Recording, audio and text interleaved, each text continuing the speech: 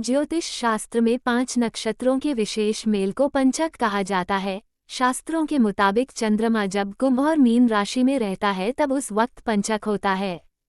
चंद्रमा एक राशि में 2.5 दिनों तक रहता है और 2 राशियों में 5 दिनों तक। हर महीने 5 दिन ऐसे होते हैं जब 5 नक्षत्रों का आपस में मेल होता है, उससे पंचक बनता है।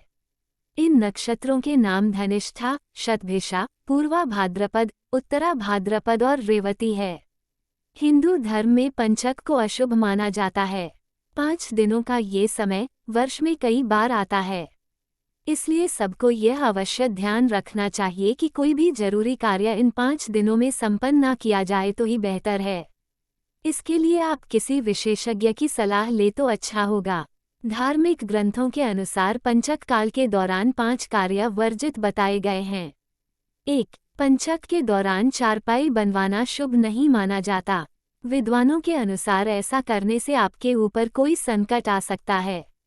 2. पंचक के दौरान घास, लकड़ी आदि जलने वाली वस्तुएं एकत्र नहीं करनी चाहिए, अन्यथा आग लगने का भय रहता है। 3. दक्षिण दिशा में पंचकों के दौरान यात्रा नहीं करनी चाहिए, क्योंकि ये दिशा यम और पितरों की मानी गई है।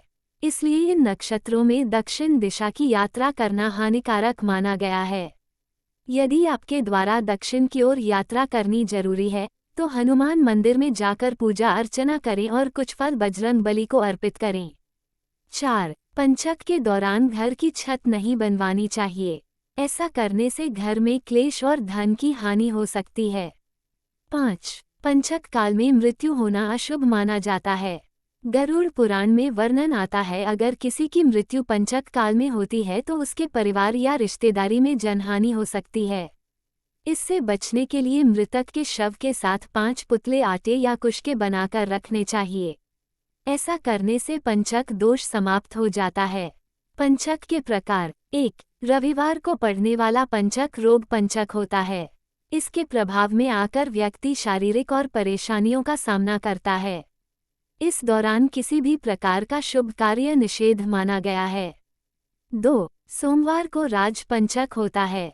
ऐसी मान्यता है कि इस दौरान सरकारी कार्यों में सफलता हासिल होती है और बिना किसी बाधा के संपत्ति से जुड़े मसलों का निदान होता है। 3. मंगलवार को अग्नि पंचक होता है, जिसकी वजह से इस पंचक को शुभ नहीं कहा जाता है। इस दौरान औजारों की खरीदारी, निर्माण या मशीनरी का कार्य नहीं करना चाहिए। 4. शुक्रवार को चोर पंचक होता है। इस दौरान यात्रा नहीं करनी चाहिए। इसके अलावा धन से जुड़ा कोई कार्य भी पुनर्तः निषेध ही माना गया है। 5. शनिवार से शुरू हुआ पंचक सबसे ज्यादा घातक होता है, क्योंकि इसे मृत्यु पंचक कहा जाता है।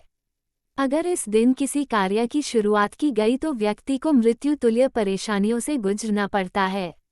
शनिवार से शुरू हुए पंचक के दौरान कोई भी जोखिम भरा कार्य नहीं करना चाहिए। व्यक्ति को चोट लगने, दुर्घटना होने और मृत्यु तक की आशंका रहती है।